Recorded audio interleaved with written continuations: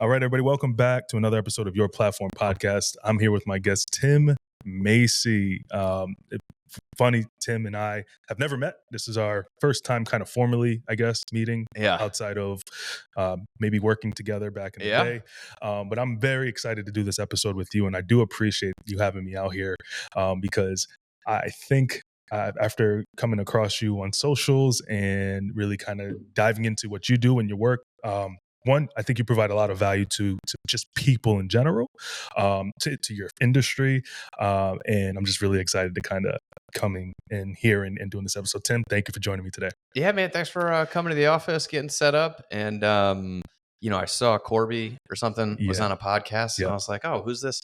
Who's this local guy doing podcasts? And so I saw your stuff and I had to shoot you a message to see what you're doing. I appreciate it. Tim, real quick, because my wife and I drive up this way every day. She's a teacher in New London. Yeah. New London's my home. I grew up here in New London. Love it. And we spend a lot of time here, specifically in the summer because we have a membership over at Guthrie Beach.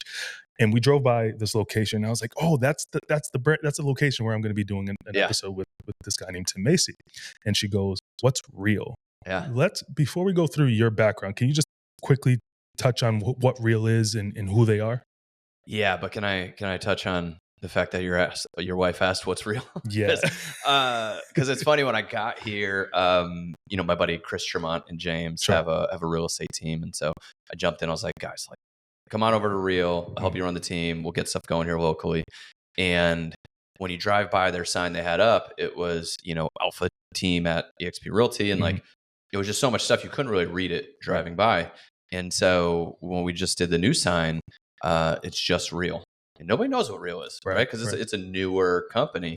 And it's almost intentional that there's nothing else out there, because when I look at the consumer journey, I would rather people be curious about something than know everything about it. So I want people to be like, what is Real? And then I want to see somebody wear one of our t-shirts and maybe they see a advertisement that no one a day. And that curiosity for somebody to discover your product, in my opinion, is better than just shoving my product in somebody's face. Absolutely. And so I love that your wife was like, what is Real? That's the goal, to get people to ask the question. And that's what I explained to her. I said, I think that's by design. And this is me not knowing exactly what Real was. I knew obviously because of James and Chris and Hannah and everybody, but I was like, I think that's intentional for marketing purposes, get people interested.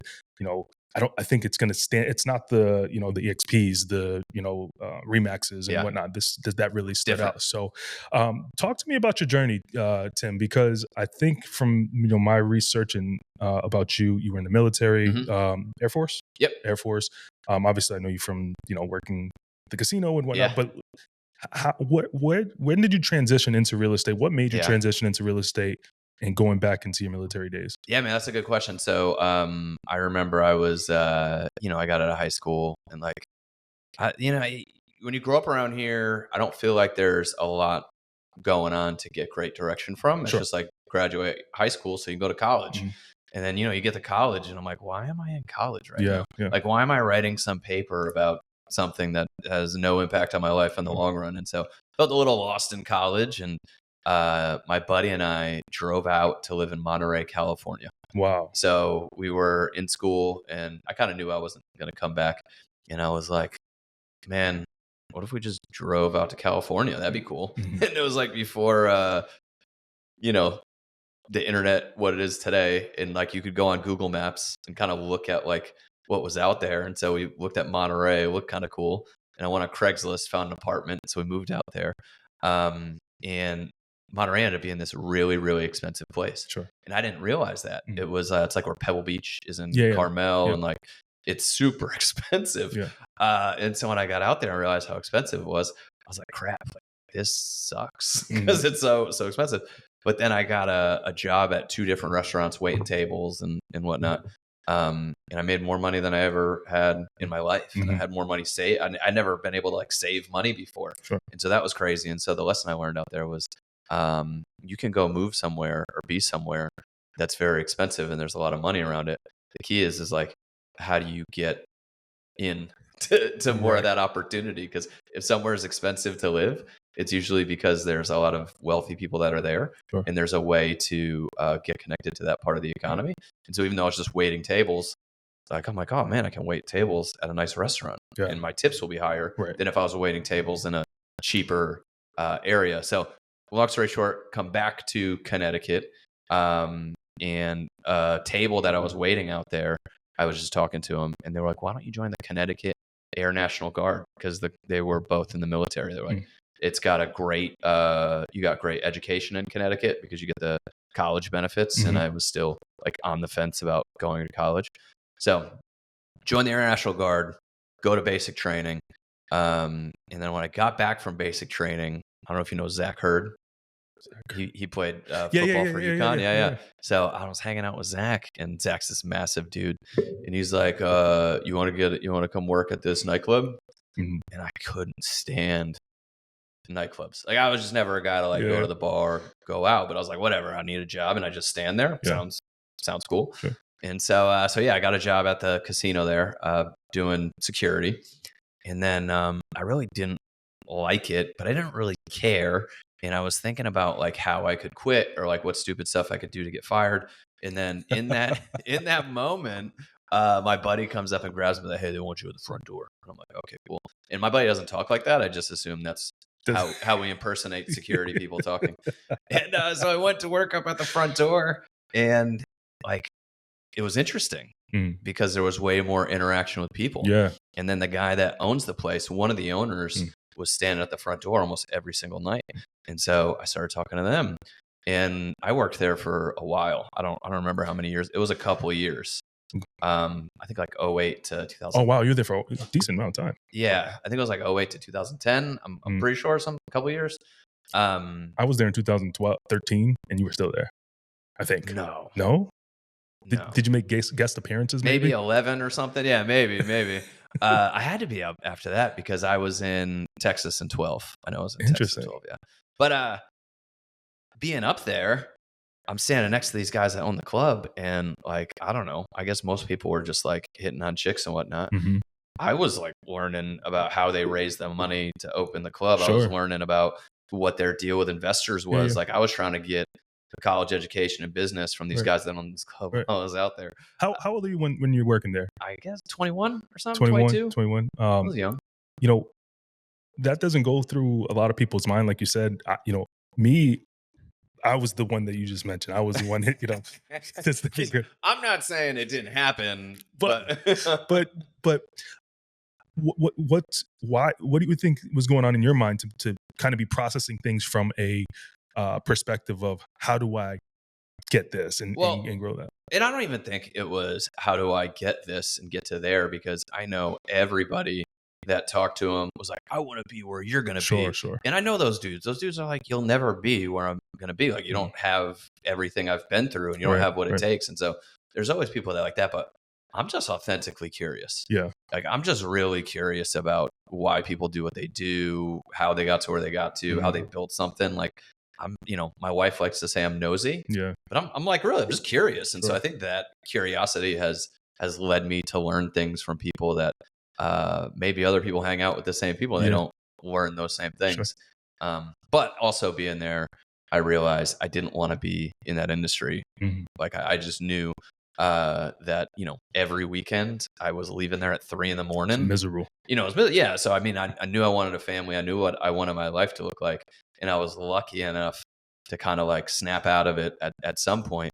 And one of the things that allowed me to do that was I went down to the recruiter's office down here to help my brother-in-law get in the Air Force. Cause I was like, hey man, I'm like, his girlfriend was pregnant with my nephew, and it was like, hey, you got to get going here. We got to do something. And so he was going to the Air Force. And then I talked to the recruiter. He's like, you could also go active duty too. Cause I was in the Guard. He's like, you go active duty for a couple of these different career fields. And one of them was pararescue, which is like the Air Force special operations stuff. Thanks. Yeah. So I trained for like 9 months to go do that. Yeah. Went down to San Antonio, got injured in like the 5th week. And they just roast you with some crazy stuff.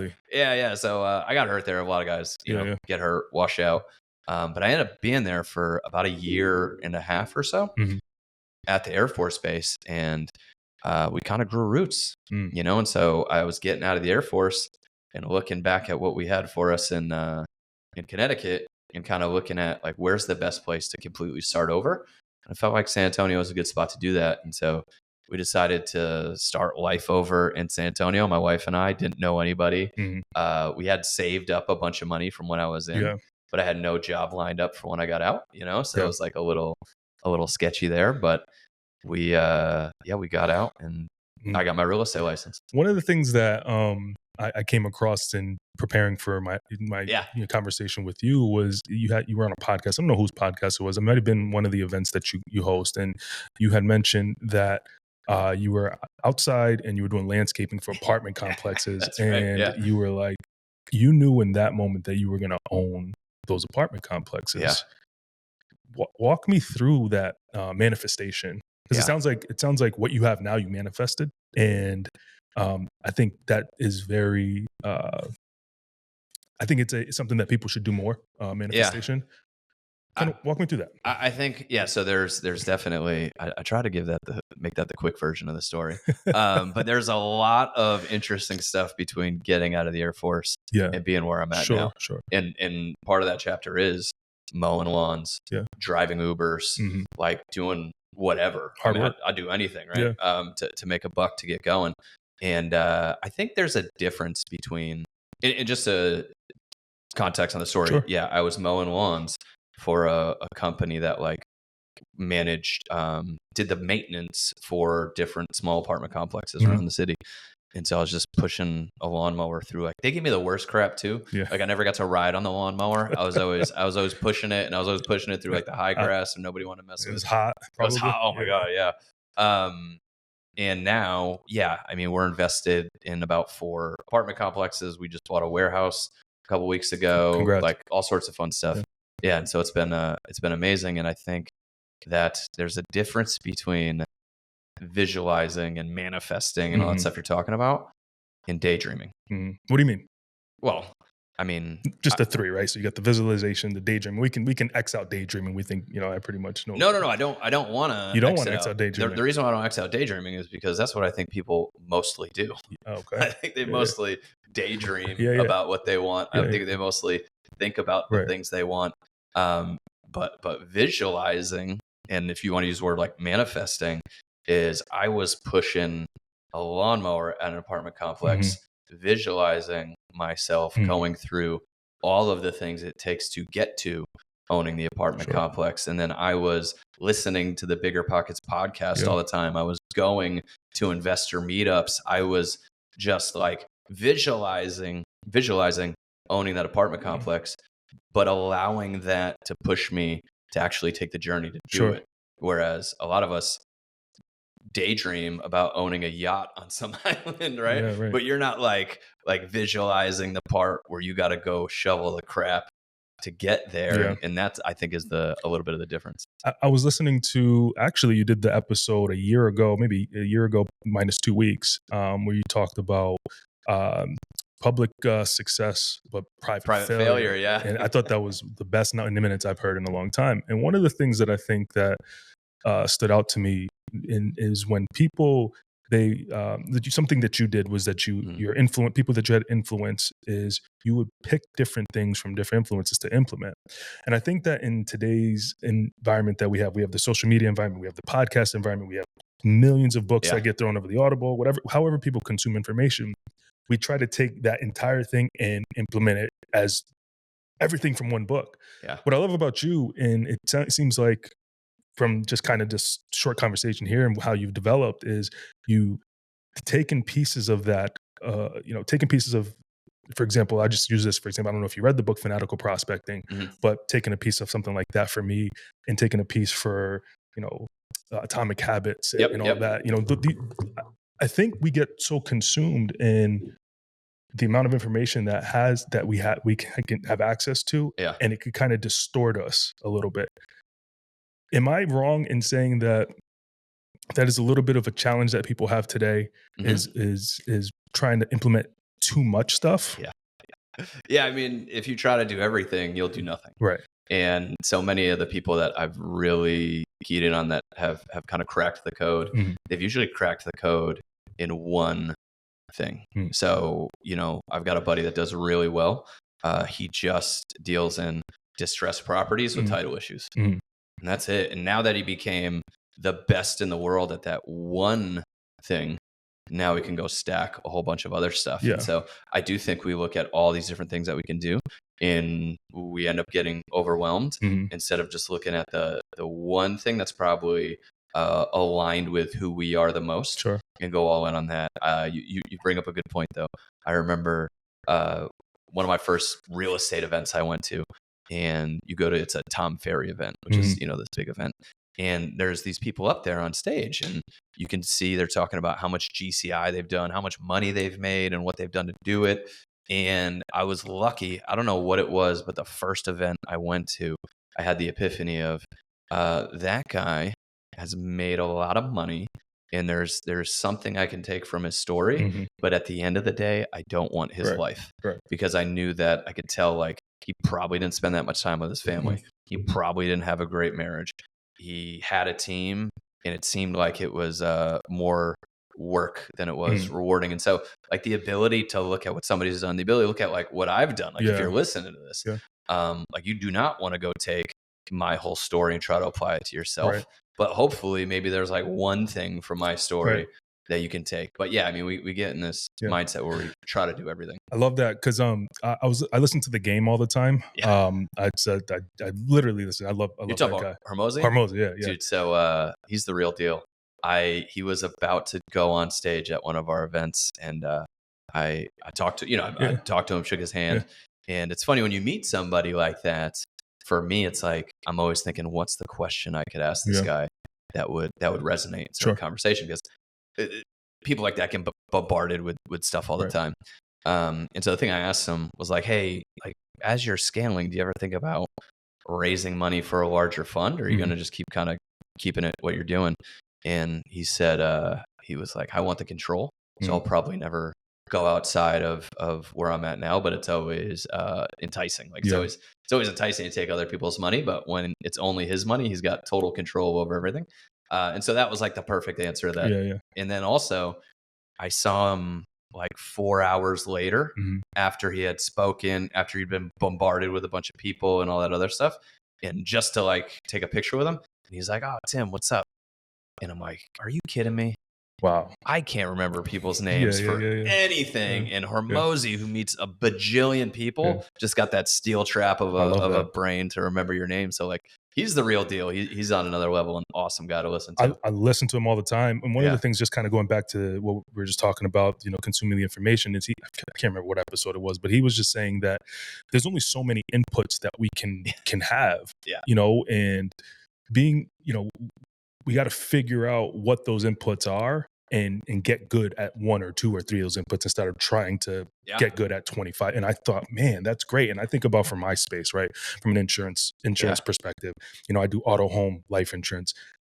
How can I get good at maybe just delivering the peace of mind? How can I get good at just delivering, that, making people whole, instead of saying, oh, there's 1,000 different products, there's 1,000 different options. There's, price points. It just kind of helped me. So yes, I'm thankful that I know you, and you got the opportunity to meet him and speak to him. So that's super cool. So you do a lot with social media. I see quite a bit. Yeah. I think your social media content is really good. What do you see in the landscape of social media, now and maybe in the next 12, 18 months, because it's changing so rapidly.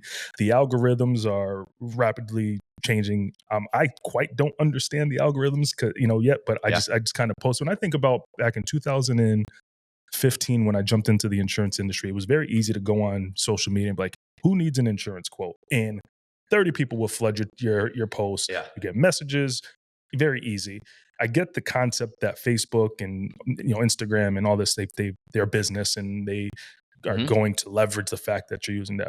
What do you see changing here in the next few, 5 years? So one thing you could do is just replace algorithm with people, because you're not trying to win the algorithm, you're trying to win people.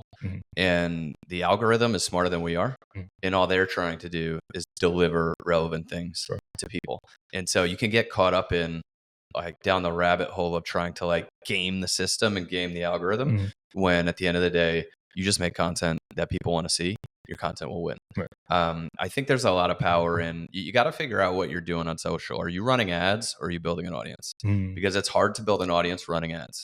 But on the same hand, ads are powerful. So you can't, I'm not saying to discount those, but if you're trying to build an audience, you really got to think of what is relevant to your audience. And it's usually not the product you're selling. Right. The product you're selling is usually some, outer band of something that they could be interested in sometimes.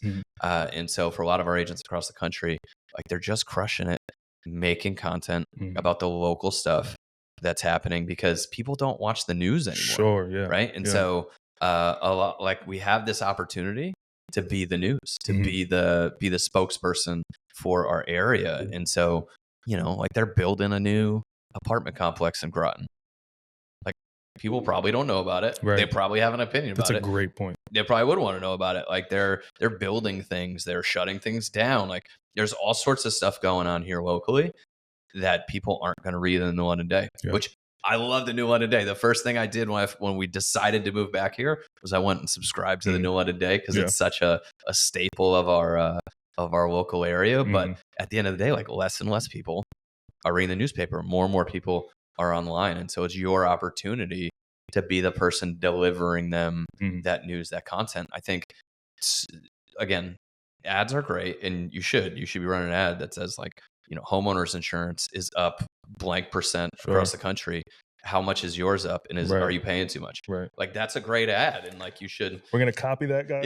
Yeah. That's going, and we're going to figure a way to make that my voice out of Tim's, we're going to figure that out. But I mean, you got to speak to people's pain. And so if I'm a real estate agent and I'm running an ad, it's like unaffordability. Affordability is at an all-time low when it comes to real estate. Sure. Like housing prices are up, interest rates are up. Are you getting every discount possible when you buy a house right now? Right. Like that's a good ad. It speaks to the pain that people are feeling and provide you as a possible solution. But if I'm building an audience, like I can't stick that in front of them all the time. Yeah. So you got to separate. If you're running ads, run ads. But if you want to build an audience where I think the real power is in building a business, like you got to be putting out content that's relevant to your audience. Wow. That's hard.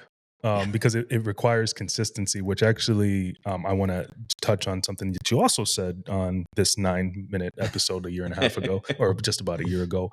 I think consistency is the hardest thing people find to do, and I found it with the podcast. When I started this, I was consistently doing it, and I think that the numbers that we talked about earlier about my downloads and whatnot happened in the first probably 4 to 5 months because I was consistently posting. People saw it. People would see me at events. I'm like, oh my God, I listen to the podcast. And people even think about, tuning. I'm like, wow, that's awesome. But then you miss a day or two. It's like working out, right? You miss a day or two. It's like, man, it kind of compounds into that. You really got to force yourself. What do you do, Tim, for like your disciplines, for your consistencies? What's most important to you? Because going back to that episode in September, I think it was September 15th of last year, you said rule number, I think it was number 2 or number 3, where you got to be on top of your mind and your health, physical and mental. What do you do in your day to day to make sure that that's top? So we built a house in Stonington, and one of the first things we did when we were out at the lot was I Googled how long it would take to drive to the boxing gym down here, Wheeling Lake City, where I'm going down there after this. Okay. And then G's Fitness, where my buddy Billy Bassetto trains, and so I was like, how long is it going to take me to get to the boxing gym and get to train with Billy? Because like that matters to me if I'm going to live here. It was one of the first things I did when it came to like choosing a place to live. That's awesome. I know that like I have to be working out and getting the body going to be able to do anything after that. Sure. And so I think that's important. I do think it's funny that you talk about consistency because I am awful with consistency. I mean, everything in my life, even like when I was playing baseball in high school and I was a pitcher, like I would always throw from different arm angles, and like my consistency was awful. And so it's funny when people say I'm consistent around anything. The only reason I'm consistent in anything is because I've had to build it into my life. And so I need Billy to know that I'm supposed to be there 6 a.m. Monday through Friday. Like I need other people around me to hold me accountable to make sure I'm consistent. I did the 5 a.m. call for the Central Time Zone for 5 years. 5 a.m. every single Oh. morning, a 5-minute call. I have like 30 to like 130 people on that call every single morning. And people are like, wow, you're so consistent. And I'm like, no. I'm not consistent. So I have to put things in my life to drive consistency. And so if you don't have consistency in your life, there's nothing you're going to do that's going to miraculously make you wake up and all of a sudden you're consistent and reliable for this stuff. Like you have to put things in your life to kind of force that consistency. Yeah, that's a great point. I mean, I think that's something I struggle with is the consistency and everything. You know, I hate saying it, man, because you know it's almost you have to become very vulnerable in that. You know, life is moving very fast. You know, with the kids, with work, with the podcast, with this, with that. I do a bunch of different things. But I find that if I can connect or maybe habit stack what we've learned from Atomic Habits, that you know. Those things that you're doing, you know, for example, I bowl every Monday night. Nice. That's consistent. I've been doing that for 10 years, right? So how do I habit stack that into something else? Like working out. My problem, Tim, is finding the balance of when I can work out, right? I have such a hard time getting up so early. Like 6 a.m. is early for me. I mean, we get up because of the kids and whatnot. And I find that people have a preference of working out. And I'm curious, do you think that there's a specific time, because we're going back to that mind and body, right? I think discipline is a muscle. Discipline is a muscle. People say, I'm not a morning person. That's because you've never woken up and worked out consistently at 5 a.m. every single morning for like 6 months straight. And if you did that, you would become a morning person, right? Like, so you're not a morning person, fine. But understand that discipline is a muscle. And if you worked that muscle, you would become a morning person. And I mean, the same thing with diet, like your brain. And listen, I'm the worst with this. No, I'm trying to eat healthy. I just had 2 oatmeal cookies on the way out. Blame my wife for making delicious oatmeal cookies. Hey, it could have been chocolate chip. Could have been, you know. Yeah, they're oatmeal, right? Those are healthier. But it's like, God, you guys don't have as many of them around here, but I would drive by Chick-fil-A in the morning and I would get this, you know, their breakfast bagel sandwich and an iced coffee. And the calories on that are like crazy. It's like 1,000. But I would just do it every single morning. Like that was the habit. And now every time I would drive by Chick-fil-A, you feel it, right? You can feel it come back. Yo, I gotta go get one. And then I have to hit the pause button and realize like that's an impulse that gets sent from my brain because of the fact I've done this over and over again. And one of the crazy things about us humans is that we are conscious enough to identify an impulse.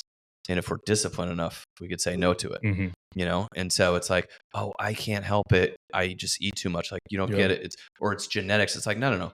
All it is we have impulses in our brain and we choose to go by them or we figure out how to take control of them.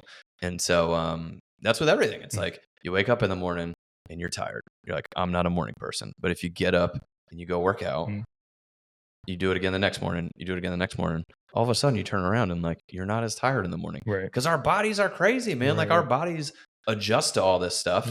And you can, this is where I go back to like, you can be whoever you want to be. Like if you sleep in every morning and that's what you do and but you don't want to, or you could change your life overnight. Like you can just choose not to be, beat the impulses, build the discipline muscle and go be who you want to be. How long did that take for you to realize that, you know, because I mean, there's, like I said, you know, there's times where I could be working out consistently for 6 months and I missed a day or two. And then for 3 months, it takes me hard to kind of get back into that. But the realization piece of that, like you said, just picking up on those impulses from time to time, I'm like, oh yeah, don't do that. But other times I kind of ignore it. How long did it take for you to kind of get into that consistent mindset? Dude, I mean, I'm dealing with it all the time. I just had the cookies on the way out the door today. And that's the other piece of it. My buddy Chris Benjamin's the guy that was in California. He's got this awesome business, does a ton of amazing content, way better than any of the stuff I do. And he climbed Mount Everest a year or two ago. I guess it's been a year or so ago. And I was talking to him, and he said coming down the mountain was some of the most not coming down the mountain. When he got back home, he was depressed for a while. Wow. And the reason is like you put all your life into climbing Mount Everest and doing this thing, and then like who are you when you come down, right? And you're like, what am I doing now? Like I liked the guy that was super disciplined, training and all that stuff to climb Mount Everest, and now I'm not. Like I don't like who I am. I think it goes back to the cliche thing of enjoying the journey. Yeah. And so it's like, look, I am not going to be the perfect dude tomorrow, but I'm going to work on it. Sure. You know what I mean? Yeah. And so I think like, no, you're not just going to like magically take the stuff that I just said and all of a sudden start waking up early tomorrow, eating healthy tomorrow, and doing all the other stuff. But just saying, understanding that you can be whoever the heck you want to be, right, and make your life that journey to becoming that person. I don't know when I figured it out. I figured it was a lot of the books I read. It was a lot of the people I met. I think that was one of the benefits I got from leaving Connecticut and moving to San Antonio. Was naturally I just surrounded myself, kind of not by accident, but just by what I was doing, with a lot of other people who didn't have much. And we're building a business, and we were all ambitious, and we all had these things. And when you put that kind of energy together, like we've all done amazing things, you know? And so, you know, I think that's the struggle here locally sometimes is finding that good energy, because we got a different energy up here for sure, and it can be hard to find that optimistic, abundance minded, gonna go do something. Tim, what were you like as a kid? I'm curious. Because weird, man. I was a weird kid. No. No, I don't know, man. It was interesting looking back at me as a kid, because I grew up boxing since I was like 7 years old in Rolly Pierre's garage. How old are you? 37. Oh, so you're not much older than me. I wasn't sure how old you were. But yeah, I think I'm 37. You know Ruben Alvarez? That's my uncle. Oh, nice. Yeah. So I mean, you know, like that whole boxing scene. Growing up, like I just lived in that, and what was fun was like I don't know, I went to Stonington High School, so like I met people from across the spectrum, and then, you know, financial spectrum, life spectrum, and then through boxing, I mean, I was down in like Brownsville, Brooklyn, and the projects in Hartford, and I think as a kid I didn't realize it, but I began to be infatuated with people because I was exposed to like such a diverse set of people. And so I think I've just always been kind of curious. Yeah, that's awesome. What are your favorite books? Man, I mean, financially, like Rich Dad Poor Dad flipped the light switch for me. And a lot of people. Yeah, I kind of downplay it because I don't love a lot of the Kiyosaki stuff. Yeah, but like that basic premise of Rich Dad Poor Dad of building assets and all that stuff totally changed the way that I thought about what I want to do in my life. Because throughout my whole life, I was like, oh, I've got to go get a good job. And more, I think people realize like getting a good job is probably not the way towards a life that you want to live. And so, and not to say like you can't live an amazing life with a great job, but the financial aspect of it, like we don't really talk enough about.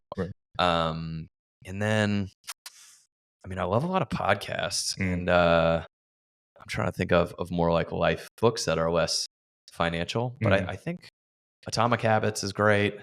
Man, I should have prepped this one. It's okay, because I have some in my head that were really good. You know what I love? It's going to be a weird one. Is what was it? It was Empire of the Summer Moon, I think is what it's called, and it's about the Comanches and how like American settlers like just battled the Comanches in the late 1800s or so. And again, that is such an interesting book because two unbelievably different people in ways of life just like fighting each other, and like it was just such an interesting study on humans and how we interact. But it's definitely pretty vulgar. Like what they did to people was crazy. But I actually like listening to that book. It infatuates me. Awesome. What are some things you're looking to get better at? All the things I just talked about. Consistency, diet, health. I think the thing that I need to get better at is focused action. So we've been blessed enough to have very much like a life of abundance, and there's so much stuff I can do. So I'm at the boxing gym 2 nights a week helping the kids. You know, I go in there and spar with all the like 8 to 18-year-old kids and just knock around with them, and I love being down there. It's awesome. I love helping the agents here locally, so we're doing a lot of that. And then obviously I help a lot of agents nationally, and we're investing in stuff. And so it's like, I've got all the things, and I realized, just like we talked about, I can make a much bigger impact when I'm more focused on a few things. Yeah. And so I think that's the main It's a challenge in my constant life goal. right now. Yeah. Yeah. You know, one thing I've said this a bunch recently on my episodes, and I think that what you just described is hard work. Everything that you have to do is hard work. But I don't think that we grow outside of complacency. If we stay complacent, if we stay kind of doing like, you know, I love what you just said now, focused action. We can take action. I can pick up this bottle of water. I can do this. I can do that. Taking action, but kind of all over the place, right? But if I really kind of take the focus action, that's where that growth is, that hard work is. So couple more minutes here before we wrap up. I thought we were just getting started. We are just getting started. Got an ultrasound I got to get to it. I like it. Yeah. And I'd love to do more episodes with you if you want, man. This is kind of, you know, for me, I'm kind of getting into this groove, getting comfortable with conversation and whatnot. But I would love to sit down and kind of pick your brain more outside of just this kind of stuff. What do you see the future for real? We can, you know, like I said, I think it seems like you guys do things a little bit differently from some of the for sure. So one of the most fun things about Real is that I got in early. I have a great relationship with our CEO and our president and all these other people. So I'm in conversation with them all the time. And you know, real estate in general is a pretty archaic industry. Yeah. So we've not only have we done things the way we've always done things as an industry, most of the big companies have tried to cling and hold on to the way we've done things for as long as possible. Sure. And so when the NAR settlement and all this other stuff happens, like most of the industry has tried to cling to keeping things going just the way they are.